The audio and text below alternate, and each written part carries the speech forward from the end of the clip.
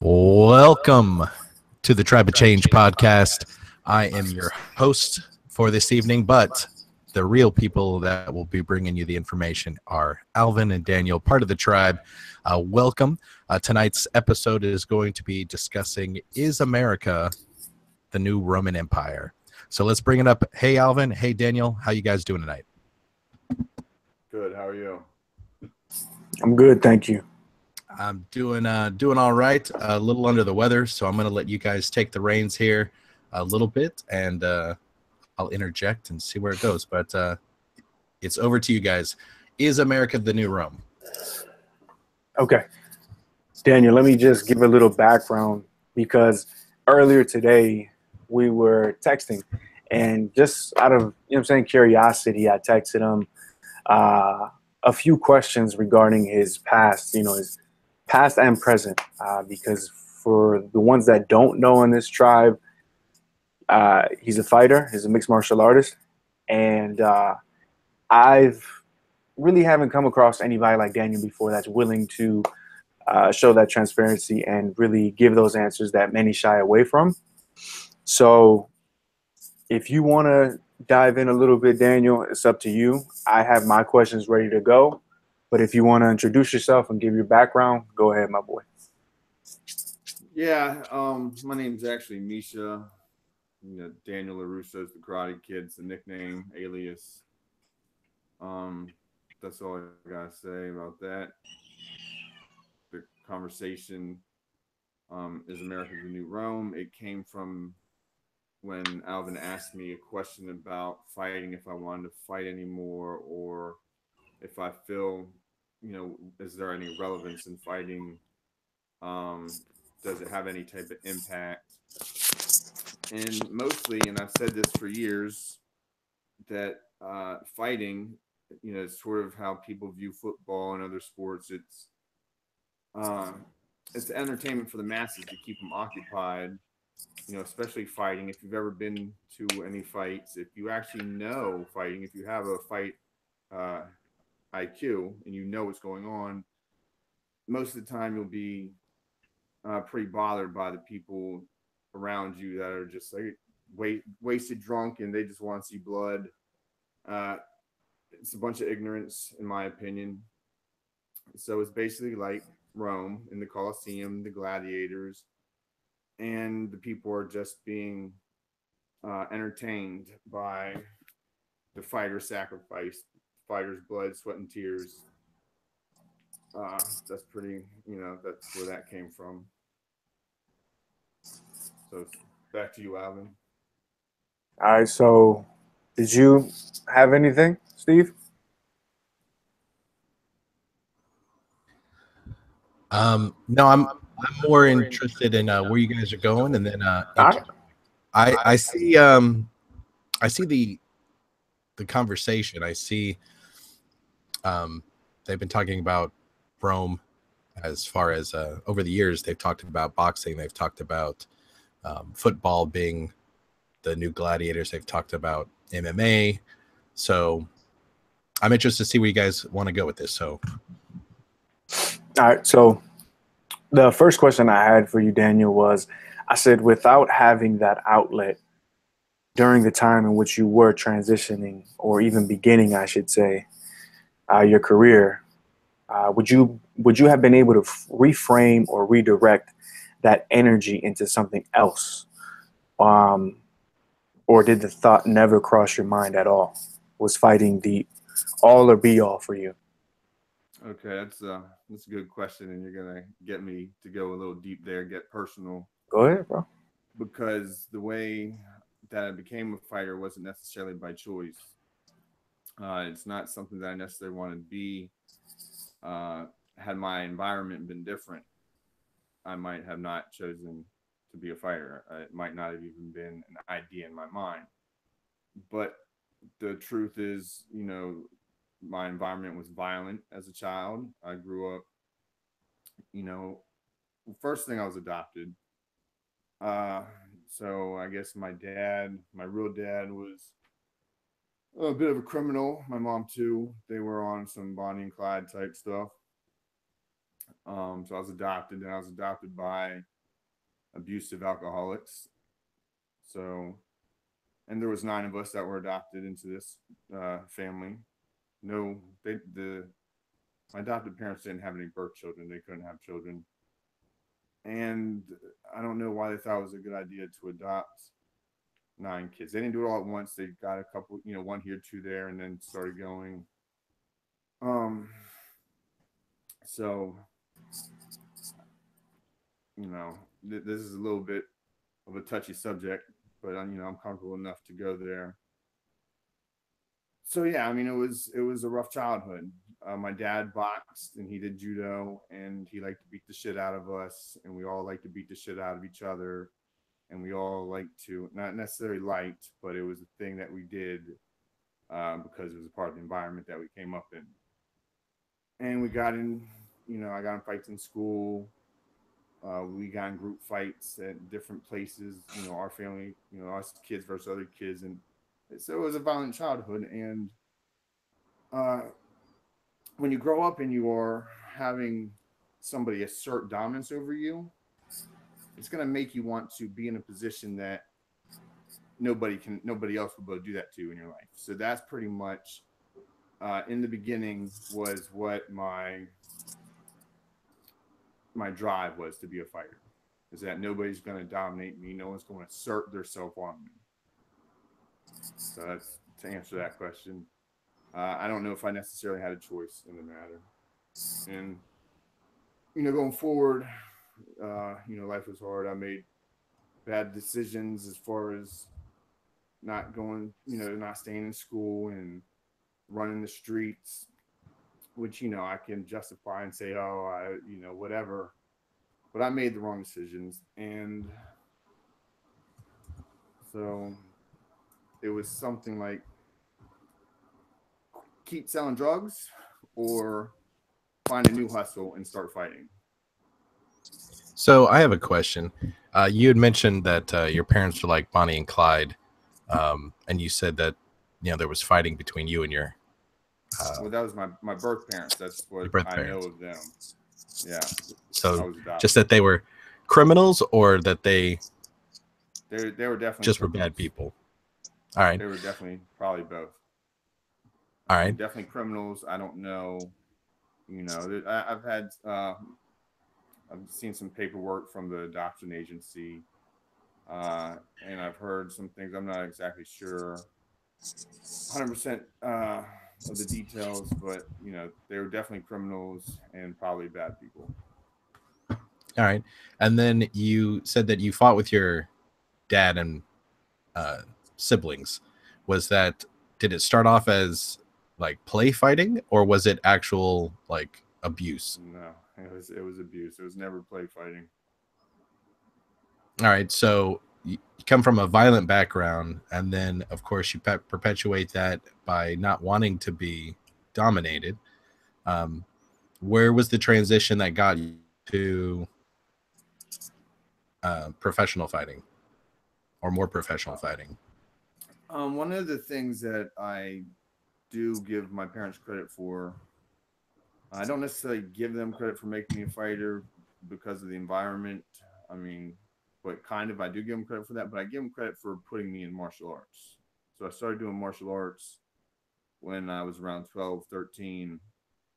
And so I was really good. I was naturally gifted. I advanced quickly. I was, especially in sparring, and I had it in me, whatever, a real fighter, I guess. So I had it in me. I was really good when sparring came around. I was, basically the best. Where at almost every gym I've gone to, I've been one of the best guys there. So I was advancing quickly. I was beating up much more experienced, higher ranked, older men. I'm a teenager and I'm beating up grown men. So I started competing. They were like, you're really aggressive. You need to join the kickboxing team. I started kickboxing as a juvenile. Traveling, a good bit. There wasn't kickboxing in Maryland at the time for amateur kickboxing. So was traveling all around Virginia, Pennsylvania, North Carolina, all around the bordering states. From there, the natural transition was just keep going. But I got a little bit older. I was running away from home, got involved, running the streets. So I took some time away to, be a piece of shit drug dealer or whatever. I felt that I didn't have another choice. I felt that was, because no one else was going to support me. I didn't have a safety net of anything. Most people have their parents that they could fall back on. They have these safety nets. For me, I was living on the streets. I was either living on the streets, running the streets, or in juvenile, placements, group homes, detention centers, foster homes. So in my mind, as a juvenile, I felt that was my only option. I most of the time, I didn't know where I was going to sleep. So if I'm going to get a job, I don't even know where I'm going to sleep that night. How am I going to get to, you know what I mean? I didn't have any type of stability in my life. If we're fast forwarding it to jump over all those juicy details, I got back into fighting as an adult, and then I just kept going from there. What was it that got you back into fighting as an adult? It was, so I've been diagnosed with complex PTSD, complex post-traumatic stress disorder. And it's actually, I didn't know this at the time, but that's something that actually will quell your, your PTSD. It gives you, it calms you, whatever it was. So that, what got me back into it is that it was always a passion of mine, and I was good at fighting. So are you saying that the fighting calmed your PTSD?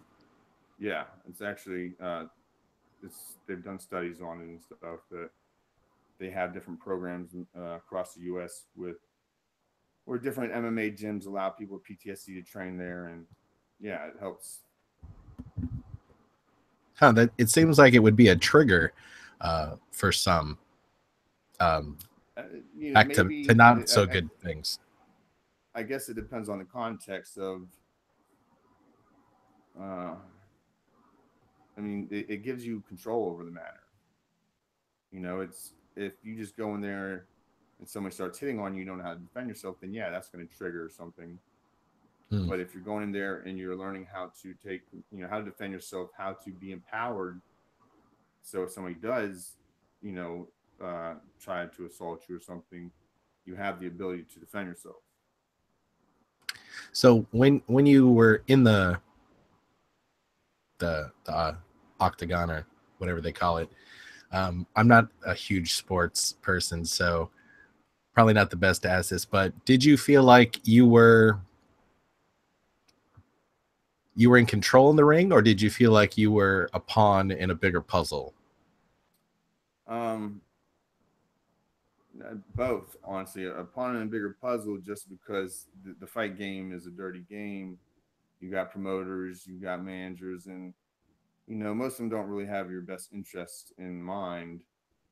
When I came out pretty much as an independent, because I grew up in this local scene, and I wasn't fighting locally, so I didn't know all the refs, all the all the officials and everything. So I came out as independent, and I was a pawn. I did get used in some ways, and I got robbed in some fights where they didn't go my way. I got some bad decisions, and just little tricks that they use. You know what I mean? If you're going into a promoter's fighter, they're going to do the little things to try to throw you off, to try to give you some extra stress to deal with, basically to throw you off for the fight. And is that because do you think that they were putting money against you? Or are they just trying to get you riled up? The way it goes, so a fighter could be signed to the promotion. So if you're fighting a promoted fighter, then they have a contract with that fighter, and they want to build that fighter's career. And that fighter probably sells tickets. So it's in their in their financial best interest to move the career along of the fighter that they are backing. All right, Alvin, what kind of questions did you have, or where did you see this going? The next point actually kind of gives you a better idea of where I want to take it to. And are athletes buying into the hype of fighting desperately, seeking notoriety?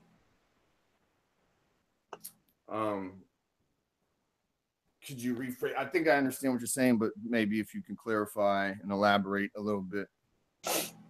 So take your athlete, right?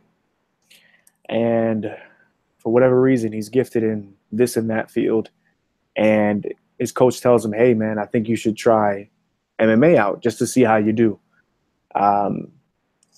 And as you know, people are out to seek that notoriety.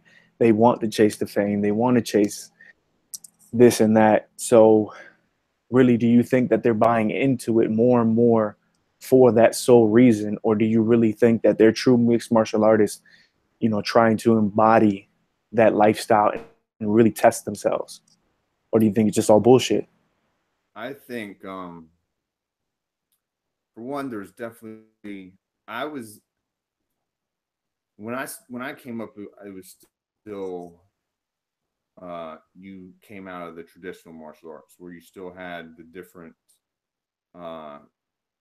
you can tell somebody that came up in the traditional martial arts and someone that just came up training out of mixed martial arts gyms. So they don't have the traditional aspects of respect and discipline, and you can definitely tell.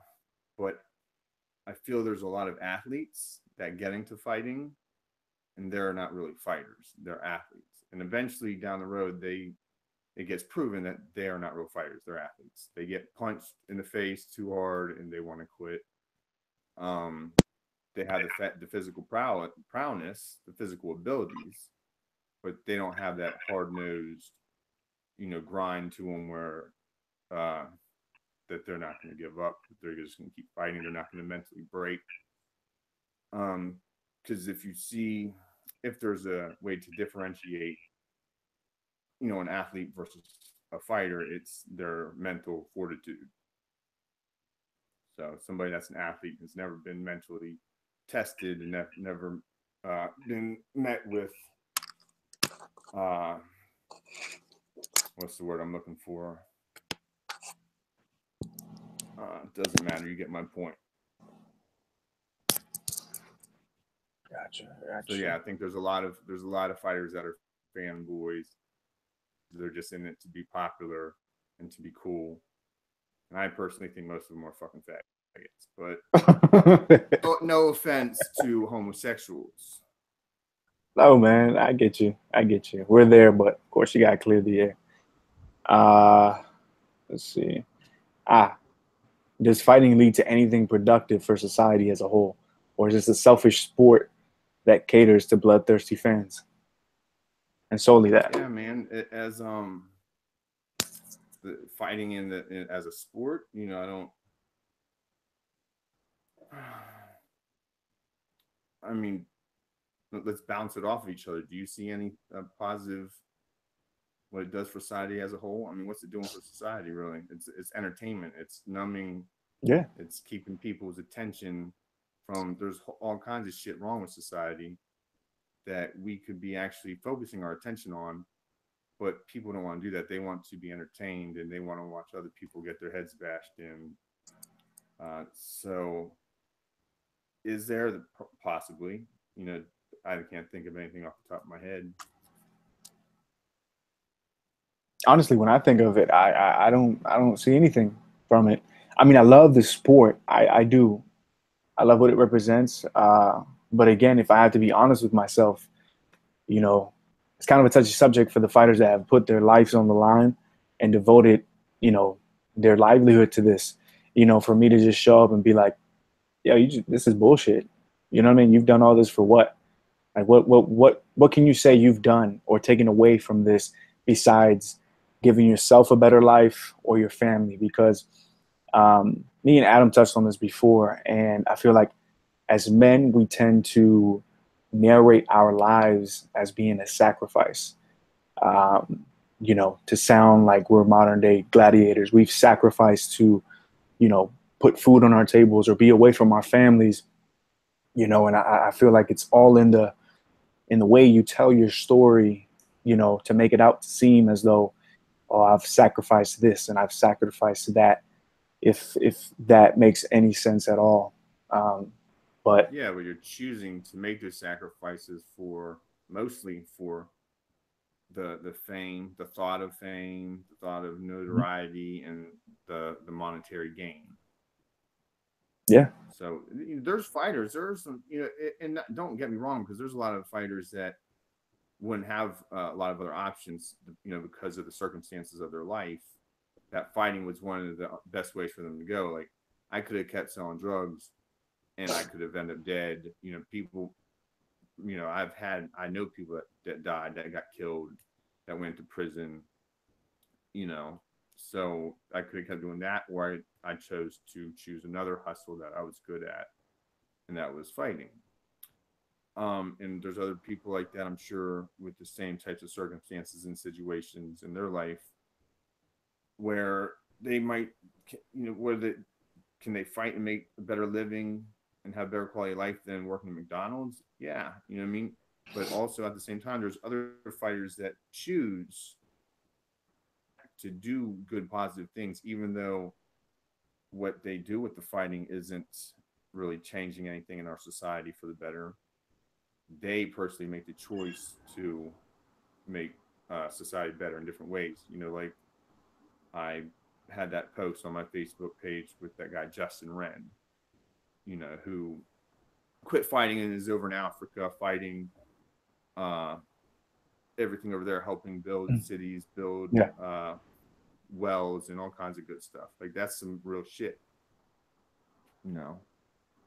And he obviously came to that conclusion that, you know, he wanted to do something better for society, because what was he really doing?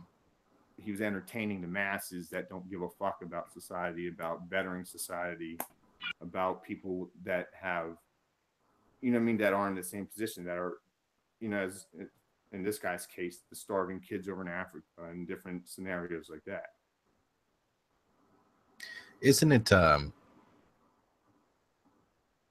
easy to, I mean, it's easy to take this back to what it really is, especially if we're going to compare America to the New Rome, is all of this is, it's entertainment, but it's also just a distraction, if that's what we're creating it. The gladiators weren't put there because somebody was making money. The gladiators were put there because they wanted to keep the people's minds off of the fact that they were starving and that they were poor and that the emperors were taking everything from them. So it was just a distraction, like, oh, hey, go watch the you know, the gladiators and the lions eating the poor people, and at least you're not them. You know, this is entertainment. It's just look over here while we go and do net neutrality, and while we piss off the North Koreans, and, you know, why we sign all these laws into effect that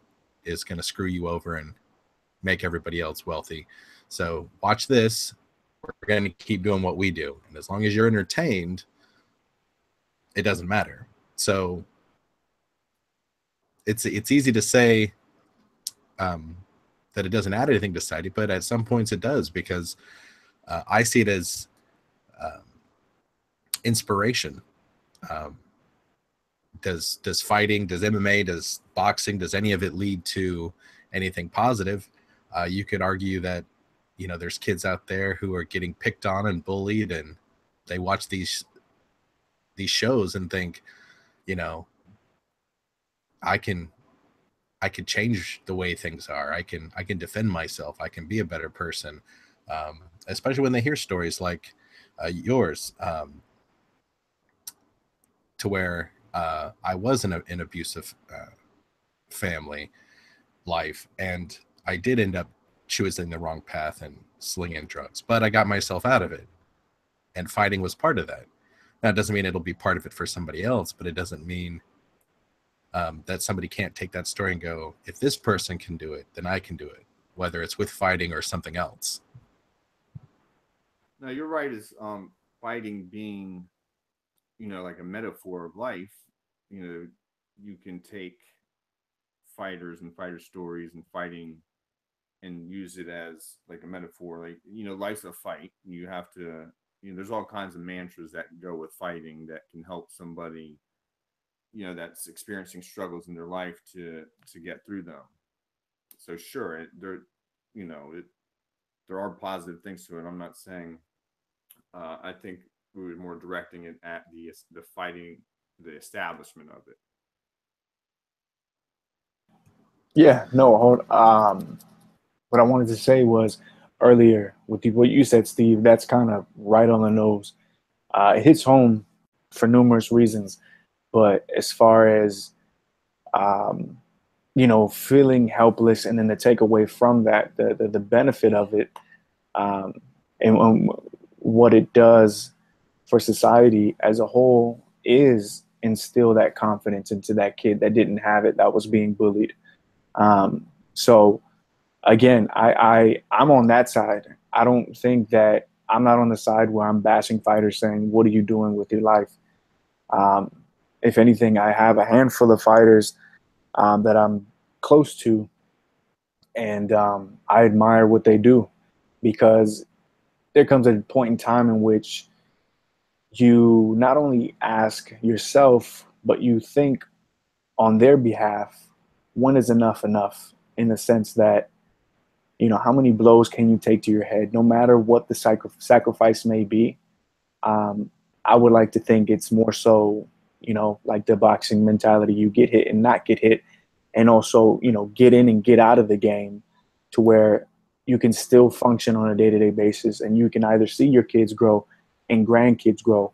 And the question that kind of haunts me is, do the fighters ask themselves that question? Is it worth it in the end? And are they afraid of what's to come? Or are they, I feel like it's half and half. Some have the mentality of fuck it, whatever, comes in the future is, what I asked for or what I knew was coming. And then the other half is just like, fuck, I did what I had to do for my family, and I know what's to come in the future. What do you think, Daniel? I'll tell you, I'm pretty good. My skill set is pretty good. I didn't have the greatest record. I came in late. I went pro late. I had difficulties cutting weight, but in the gym, in the local gyms, fighters know who I am, and I got respect in local gyms. And maybe some might say maybe I was a gym fighter. I never got to show my true talent. I didn't compete at the best of my ability a lot of the times. But I think part of that is from my childhood. I was malnourished and I was fucked up, so having cutting weight was an issue. Whatever the excuse is, I don't really care. I think I'm a better fighter than most. But I see these local fighters, and they're never gonna, for the majority of them, are never gonna get off the local stage. And a lot of them I know, they're using substances to get by. They are fucking their bodies up. They're having surgeries. They're blowing their knees. You know what I mean? So their health is definitely being sacrificed, and they're going to be very, they're going to be in pain when they get older. They're going to be, in bad health. So, what's the worth of that? There's only one fighter that I see that in my mind, and there might be some other guys that I'm not even familiar with because I'm not a fanboy and I don't follow it that much. But there's one guy, Rob. He's really good. He'll probably make it to the next level. He'll probably make it to the UFC. The majority of the rest of them are never going to get outside the local circuit. But good, you know what I mean? If that's what they want to do, cool, but don't sacrifice your health for it. That's my opinion. So I've seen plenty of them get all fucked up and their health is, you know, is no good. So you mentioned earlier that had you probably wouldn't have gone into fighting had you had another option.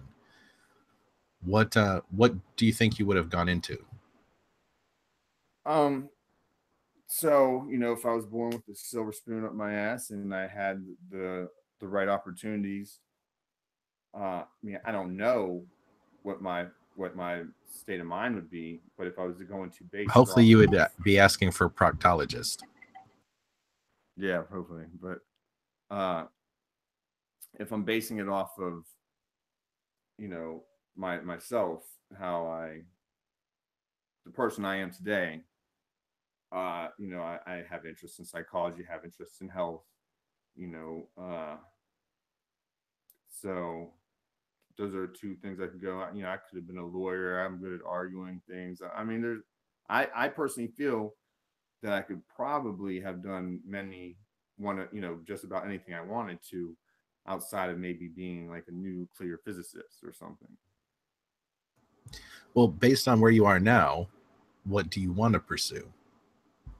Do you want to get into health and psychology? Yeah, that is what I'm pursuing right now. I'm pursuing you know, Alvin is a functional patterns practitioner. I'm about to be certified. I've been studying. I did the 10-week course. I've been working with Alvin and another guy, Jeff Harris. Shout out to Jeff Harris. He's the man. And then February, I'm going to get my level 1 cert. Psychology, I mean, you know, maybe one day I could get a basic degree in that or something. I feel like I understand human behavior pretty well, and that's just from experience and dealing with a lot of people, dealing with my family, and then dealing with, you know, street people, street life. So yeah, I've always actually wanted to like work in like a juvenile facility and to help kids that were, you know what I mean, that I can relate to and they'd be able to relate to me, that because I've actually mentored some kids and I've had good success with that. So yeah. That's good. And I feel like that kind of answers part of what Alvin's question was, is does anything good come out of fighting? And in that case, I think it does. You want to give back. You know, you've been through the things that you've been through, and you want to give back to the kids who might be going through something similar. So I think it all depends on the people. Some people care for themselves and some people care about everybody else. And I think you can argue, does anything come good out of any job or any sport or any form of entertainment for that matter? Does anything good come from TV? Does anything good come from movies other than slight distraction from the troubles of today? What I was going to got for me, Alvin? Go ahead. I'm sorry. Any advice for up and coming fighters, or even your average Joe who wants to give it a go? Yeah, I've given unsolicited advice to people, and they, you know, they might not want to listen, but I'm actually kind of working. Like I'm going to be working with this guy, this up and coming fighter. I'm just going because he's shown me some good, you know, he's shown me he's a good guy, and so I'm going to be given whatever type of knowledge I got. And you see my striking, like, you know, all these striking coaches out here, all these strikers, I'm pretty much, without speaking too highly of myself, and they're not, most of them aren't on my level. I feel like I'm better than probably 90% of them. So I'll be working with him, you know, adding my biomechanics knowledge to my striking knowledge, and my health knowledge, like I've already been telling him, working with him a little bit. So, but besides that, what I would tell a fighter if he was a younger guy, and a lot of coaches, they just want to throw fighters to the wolves. They just want to get them in competition and get their brains smashed in early. Like, there's no need for that if they're younger. They don't have, take your time. You don't even have to spar. Just work technical for a long time and get your biomechanics really well. Make sure your health is really well. Your physiology is really good. And take your time, basically, is what I would tell them. Because there's a lot of guys, there's a lot of fighters that once they get hit, they realize they're not really fighters. So make sure you're really a fighter first. And if that's what you want to pursue, take your time. There's no rush if you're a younger guy. If you're a guy like me who grew up fighting, I already knew I could fight, but then I did all the other stuff, and I didn't actually turn pro until I was 29. So I didn't really have the time to take. So if you're a younger guy, take your time. Don't rush. Don't feel pressed to compete. Work on your technical, the techniques. Treat your body good. Don't do the bullshit balls to the wall training that's fucking you up. Take it slow. Keep good care of your body. And Yeah, because brain, there obviously. is something to be said about being able to throw a punch. But then on the other aspect of being able to get punched, like Right. I could train all my life, but I don't like getting punched in the face. So not going to be a fighter. That's one thing that's important to understand about yourself. For sure. Hell yeah. I was going to ask you, Daniel, as far as everything you've employed up to now, everything as far as from FP to Jack Cruz to my boy Adam, how's it all tied in for you? Like, what have you seen in the time that you've implemented? If you can include the time frame, so we know the turnaround time in which you've been able to not only implement but actually see results from it. Okay, so I followed Naughty for like 2 years, and at first, I followed functional patterns and on the personal Instagram page, and I started looking at it. I think I found it on YouTube. And right away I could tell. I'm a mover. Before delving into functional patterns, I understood biomechanics just from being a martial artist. Before I did mixed martial arts, well, I started out, in martial arts. I was kickboxing, then I started doing boxing. I boxed first. I boxed professionally first. Then I jumped into mixed martial arts. More of hey, I just want to, I want to do it. So I already understood biomechanics. I just didn't know exactly what I understood, or what what I mean. That I used to call it body mechanics, because when I would train people, I would say body mechanics. Same difference, I guess. So I understood a lot of it intuitively and conceptually. But then, so when I first came across Nani and watching him run around, do his movements, I already recognized that it was legit, because you can tell when somebody can really move. There's a lot of these guys out here and they're trying to move, and that's bullshit. They're not really moving like real connected movers, real integrated movers. But I actually owned my own gym at the time. I got fucked over by some piece of shit, dirty cop that was my partner. Did bankruptcy fraud. So fuck him. If anybody's listening that knows him, or if he's what, fuck you.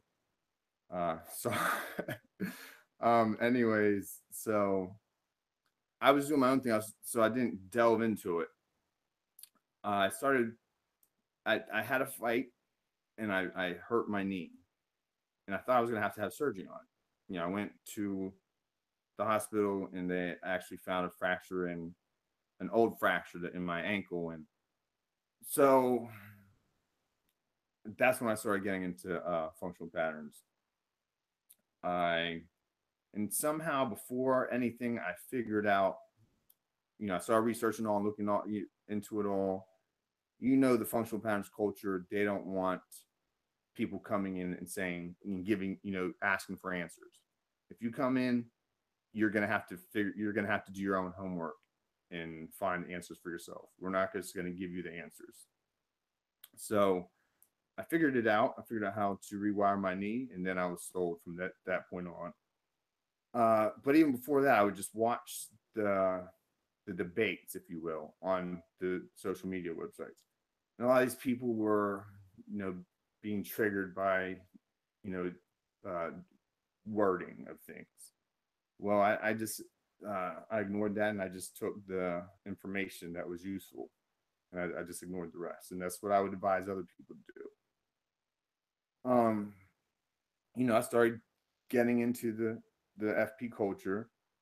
I started doing Wim Hof. I started looking into the quantum aspects of Jack Kruse. I started experimenting with him. I started, I didn't just take anybody's word for anything. I started implementing it into my own life. I started doing the breathing, and I didn't pay for any of this stuff. I didn't do the Wim Hof 10-week course. The only thing I paid for was functional patterns. That was the only thing that I couldn't fully understand, that I couldn't fully figure out on my own, even though I figured out a lot of stuff. But there was still, you can't figure out functional patterns on your own. You can figure out some stuff, but you're not going to get to the next level unless you pay for it and take the course. And work with, certified practitioner. So I started doing the breathing. I could feel the effects of that. And anything like that is my own body. I have a good mind-body connection. I've always been able to figure that type of stuff out. So I figured that out pretty easy. I figured out the cold thermogenesis pretty easy. It's like, oh, wow, I can control my breathing. I can heat up my body, my core temperature from the inside. I can go out and I can withstand this cold. I started doing the ice baths. I can do it now. I'm walking around, no shoes and shirt in the winter. No problem. No big deal. I started implementing the AM, the PM light, the sunrise and sunset light, the magnetism, all the the simple enough Jack Kruse protocols that don't require you to be a quantum mechanic, understanding, the stuff that is out there that you can acquire from what is readily available to people. And plus there's a lot of resources from the people in the FP culture and whatnot. So anyways, I started doing the 10-week course 10 weeks before my last fight. I hadn't been training or anything. So I was just like, I'm going to do this. I'm going to experiment with functional patterns, because I already believe it, because I had the Power Posture book before that. But I had already been doing stuff. I'd already been figuring things out and doing different things that I could figure out on my own. I friended a bunch of people, followed a bunch of people, and was able to figure some things out. So I got the 10-week course. I did that, and then I met, Jeff Harris came out. He trained me for a couple of weeks, and that shit blew my mind. I was like, oh yeah, this is, I thought it was the truth. I was right, but it blew my mind even more. But that was actually probably a mistake, because a lot of the techniques are very draining, neurologically draining. So that close to my fight, it was probably a mistake, but I don't really care about that fight.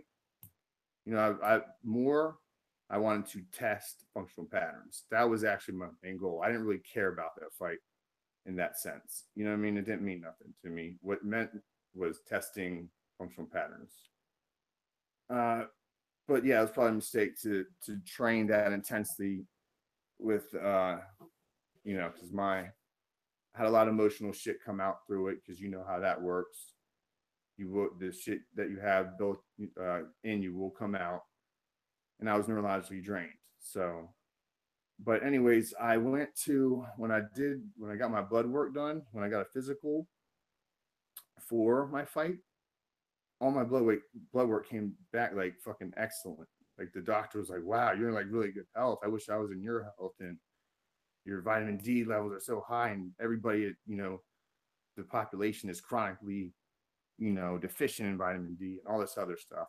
Like my health, implementing these protocols. I stopped using protein supplements. I stopped doing all that shit. I just followed this shit. And my health was so good that the doctor was like surprised. So that's the answer for that. That was my rant. I guess that was my rampage.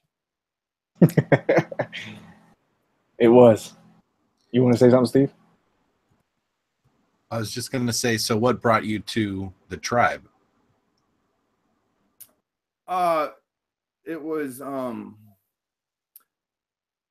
well, what had happened was shout out to Frida Paris. I had commented on one of Functional Patterns Instagram things because it was something that I had already intuitively figured out, a movement. I was like, oh, I do that movement. It's like, I intuitively have figured that out.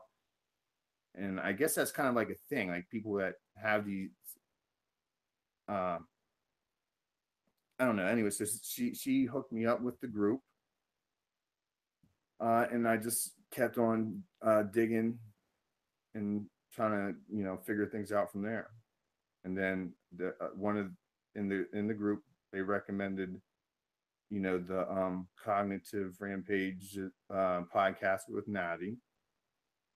And yeah, I just started following from there. And I always liked psychology. I was always interested in psychology as well. And Adam's story actually I relate to that story.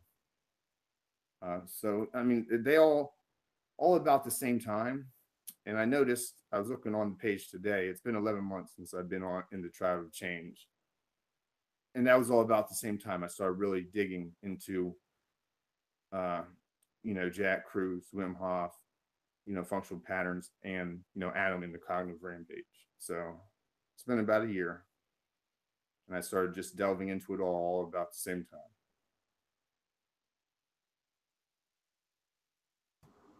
Well, happy anniversary. Yes, sir. How about you, Steve? How about me? What? How did you come to it? I'm assuming you already knew Adam. I don't really know too much about your background, how you know Adam, but My background ties in. A mutual friend of Adam's, Ronye Hawkins, who is an artist and performer and et cetera, et cetera. He, you can go to ronye.com, find out about him. But I was living in St. Pete at the time, and he was coming through town and wanted to film for his show, Paint with Words. And also he wanted me to help film for this guy he knew named Adam, for a podcast that he wanted to create and shows that he wanted to do. So I had nothing to do the couple of days, and so we ended up spending like 3 days over at Adam's and met him, and we connected, and we did a podcast. We did a couple of shows. We spent 3 days filming and recording, and I started building his website, and he went, before he moved from Merritt Island to Orlando, which you've heard his story. He went to California and ran into Joe Rogan, and the rest is history. The website kept blowing up. He contacted me. He's like, I'm on Joe Rogan and the website is crashing. So I had to up the bandwidth 3 or 4 times because apparently people kept Googling him. And we had already started planning the podcast, but hadn't actually done any shows when that happened. So it kind of catapulted us to, all right, let's make this work. And then we've just been friends ever since. nice. Yeah, Adam's the fucking man. I can say that all day long. That's my guy. Yeah, he's very motivated and determined. He's a determined individual, and very caring, very loving. and loyal. So if you don't know him personally, what you see on the podcast is pretty much who he is. He's not any different away from the camera.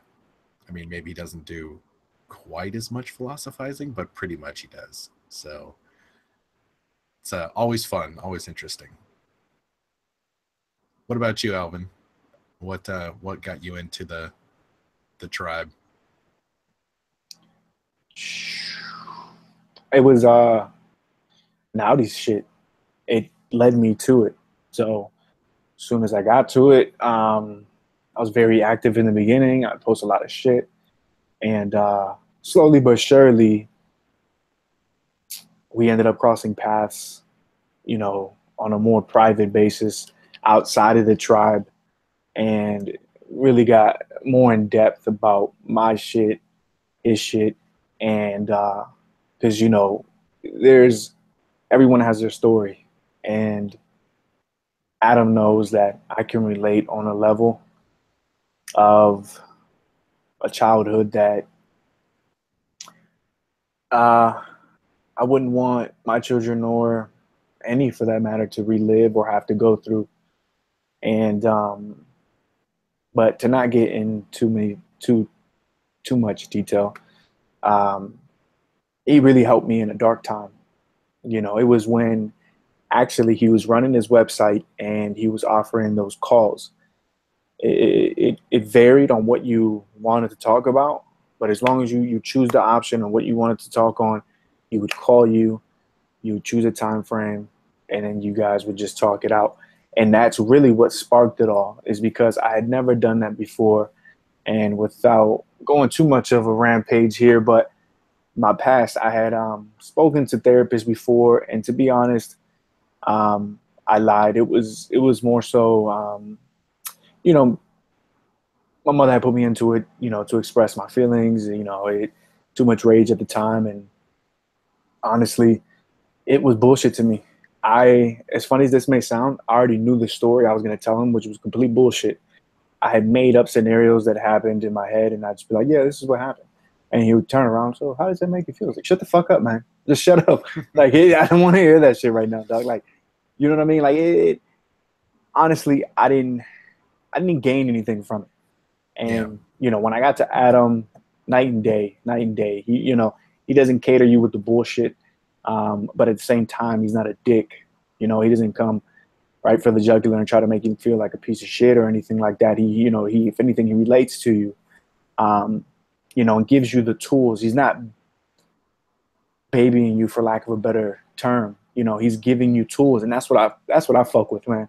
It's somebody that sees you, you know, hurting, but is not just gonna leave you there and expect, you know, for the next man to pick you up. He's like, look, man, I've used this on myself and on the next man, and, you know, the next man after that, and I've seen these stats results.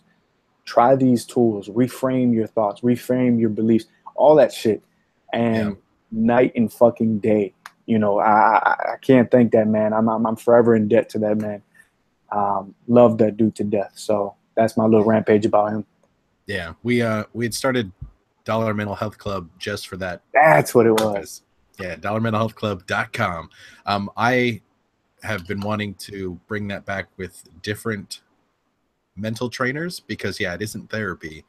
It was mental training for preventative mental health, so that you can get your mind in the right frame of thought in case you are going through something or not going through something. But yeah, to give you tools and strategies to reframe what's going on in life. So because there are some things that happen that you're like, I'm racking my brain, my friends are telling me the things that they want to tell me, but I don't have anybody making, you know, keeping it real. And so that was the ultimate concept behind that. So it may come back. Might not be Adam as the mental trainer. He does mental training on the Cognitive Rampage.com, but it's not $1 a minute. So that's the thing. So we're all here because we wanted to make better versions of ourselves, really. And I think that's part of what the Tribe of Change is all about, is becoming a better you to help other people. Hell yeah. And I know someone over there is being extra quiet, but a man is a big heart. I was waiting to interject, but that's Go ahead. definitely one of the things that drew me in also was the fact that Adam, he challenges the current paradigms, and he's not just indoctrinated with, oh, well, I learned this, they taught me this, it must be true. So that was definitely one of the things. And I believe I've heard Adam say, and this is a personal philosophy of mine, no truth. I've come to the point in my life where I just like, you grow up believing these things, then you find out they're not true. So I just don't believe anything unless I can, test it for myself and figure it out. And that just because academia or whatever says this is the way things are, I don't believe it necessarily unless there's a way that I can test it and see for myself. So the fact that Adam challenges all these different paradigms, and that's kind of how he got hooked up with with Nadi, was because other people wouldn't, because it was going against the mainstream, but Adam was all about that. And then just from his own experiences of the establishment of what he was working against, and chemical incarceration and all of that. So Hold on, gas. I just wanted to say something. A couple of things. My shit's about to die soon, so I'm probably gonna have to get out of here in the next few minutes. But really, to speak on Daniel, I know is America the New Rome. I know it's what we initially started with, and then we dove into what Daniel's about, a little bit of me, a little bit about you, Steve. We each gave our rampage, and honestly, that is kind of where I wanted to take it as well. Kind of a little intro from my boy Mischa, so everybody can get to know him, because I see that he has a good amount of heavyweights within FP, and other people following him that really wanted to hear his story, and shit, me too. You know what I mean? Like I said, what sparked this was a conversation that me and him had in his hotel room the night before his fight. And I'm a big person on vibes, and even though I haven't known Daniel for not even a year, I fuck with Daniel hard. And he said the same thing, maybe not about me. So if you don't talk to me again. No, I'm just joking. But no, honestly, man, bro. Nah, he's cool, man. Again, shout out to Jeff, man. Jeff is a cool ass dude. And thank you, Steve, for putting this together. I know you're feeling under the weather, man. You're the man for putting this together, even though you feel like shit right now. No problem. And thank you, Adam, for giving us the platform to get together and give our peace of mind. But it's already given me the fucking reminder that my shit's about to die. All right, that's good. We've been an hour, so that was a good little show. A good introduction, everybody. Alvin, where can people find you if they want to find you? On Facebook, my first and last name Alvin Avelar, last name Avelar, and my Instagram is actually I have two, Cameo 21 and Cameo Fitness. Cameo is spelled different, Camio. All right, and Mischa. You can find me on Facebook, Daniel LaRusso. My profile picture is a ninja. It says it's okay, I'm a ninja. It's my gimmick, I guess. And then my Instagram is ninjas only.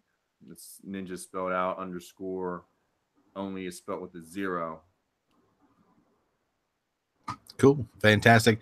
Well, and you all can find me at wherever, AdamLowry.com. Find me through the Tribe of Change podcast page. You can contact the tribe if you want to be on the Tribe of Change podcast. Just email tribeofchange@gmail.com. Thanks, guys, for coming on and forcing me to do another episode, even though I'm a little under the weather. It's been a little while, but thanks so much for coming. And we'll see you guys in the tribe. Thank you, brother. Peace out. Peace. See you.